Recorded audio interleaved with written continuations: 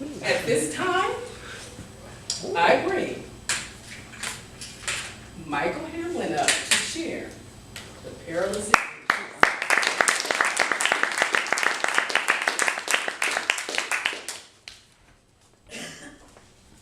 You need to travel internationally.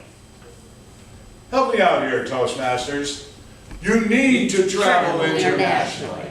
You can do better than that. You need to travel internationally.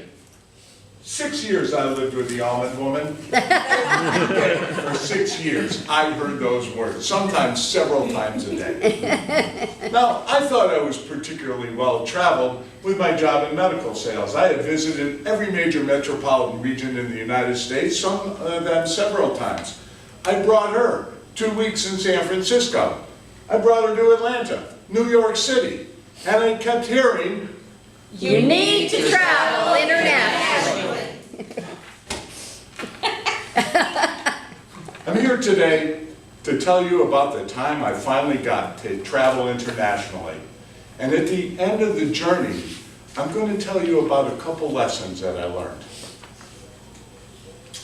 7 years of living with the almond woman, I won my first President's Club trophy. Along with the trophy came enough money and very specific directions that it had to be spent on a trip. I decided to go to Italy. I decided to go to Italy because I love the almond woman. I decided to go to Italy because I recognized that without her faith and support, I never would have got the damn trophy in the first place. But most importantly, fellow Toastmasters, I wanted to see if I could shut her up. 2 weeks in Italy, and really the only perilous thing that happened was the constant threat of being bored to death by Renaissance religious art. We got back, and wouldn't you know, 8 months later, I won my second consecutive President's Club award. And guess what? You need to travel internationally. Well, this trip didn't go as smoothly as the last one. The ominous portents of the upcoming trip gathered like storm clouds on the horizon. We were assigned a Latin-speaking lady from the company travel agency because we're going to South America. But she was crazy. Arrangements kept falling through. She kept misinterpreting things. The almond woman was crying. The president of my company was calling the owner of the travel agency. We finally arrived at Tampa International Airport, and my trepidation continued to grow. 1 month after 9/11, we're getting on an airplane and going to South America. When I got to the airport, the first thing I saw was on every corner a uniformed soldier with a machine gun. I need to travel internationally and get shot down in cold blood in a Venezuelan airport. What I need to do. Got down to the baggage claim and met what proved to be our untrustworthy guide, Antonio. Antonio got our luggage and he put it into the car and drove us. He's taking us to the best hotel in Caracas.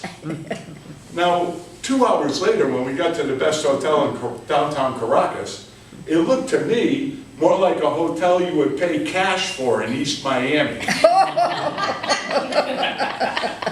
We got in around midnight and had to set the alarm for 5:30 so Antonio could pick us up and drive us back to the airport to take a modern plane down into the heart of the Venezuelan rainforest to Canaima Park.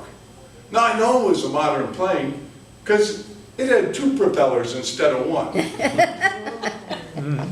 As we started to descend into the forest, Antonio showed us the airport, which looked more like a landing strip for model airplanes.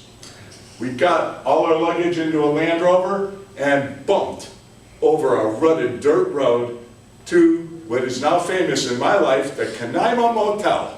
Free cable TV. Whitewashed cinder block room with 2 Bert and Ernie beds. At cable TV, one station, CNN in Spanish. Luckily for me, right next door to the Canaima Motel was a little resort kind of thing with an outside lanai and a bar and a roof. Now, it was a good thing it had a roof because it started to rain. And I understand why they call it a rainforest because it started to pour. And I met the acquaintance of El Presidente beer. I can tell you that I did not care much for El Presidente beer, but it was the only beer they sold in Venezuela. So I sat there and watched the rain and drank the beer, and watched the rain, drank the beer. And after a while, I started to develop a real fondness for El Presidente beer. Next morning, we went down to the old Carib River and met Antonio, our untrustworthy guide, and introduced us to the Piedmont Indians. Piedmont stands for peaceful people. These are authentic dugout canoes from the Piedmont Indians, 100 years old. I wanted to know if the Evinrude outboard motor was 100 years old. I didn't want to press the subject with Antonio. So we got ready. It was a beautiful day for a boat ride on the equator. The Carib River wound for a 3.5-hour trip. On either side were majestic tepes. These are tall, flat-topped mountains. They had angular vertical cuts and brows over the top. It looked like 1,000 spirits of the jungles were lining the corridor around the Carib River looking down at us. Antonio pointed out many features. Look, that green snake with the yellow belly. That's the most venomous snake on the planet. I saw a snapping turtle about the size of a Volkswagen. I'm sitting in the rear on the right-hand side of the boat. Antonio is directly in front of me. Off to his left is the almond woman. She's sitting there with a grin from ear to ear, just beaming and basking in the joy of international travel. Passing on our left is a small spit of sand with a little palm tree on it. This excited Antonio. He raised his finger up and says, "Jungle bitch!" I said, "Antonio, you can't call her that."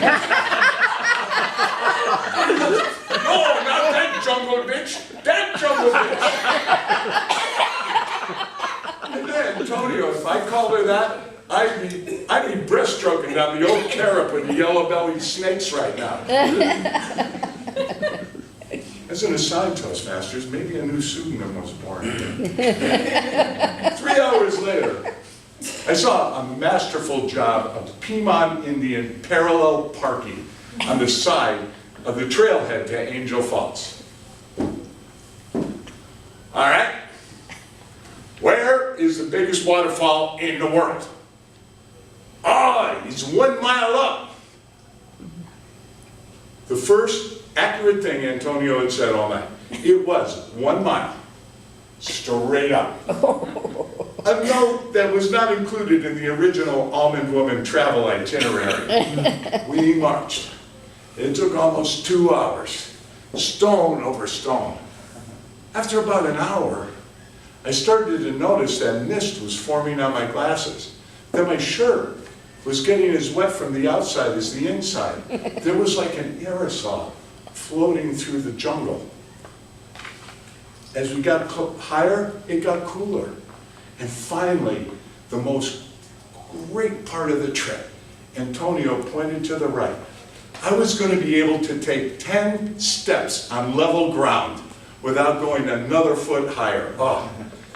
I took the 10 steps, went through some brush, and there was probably the most astonishing thing I had ever seen in my life.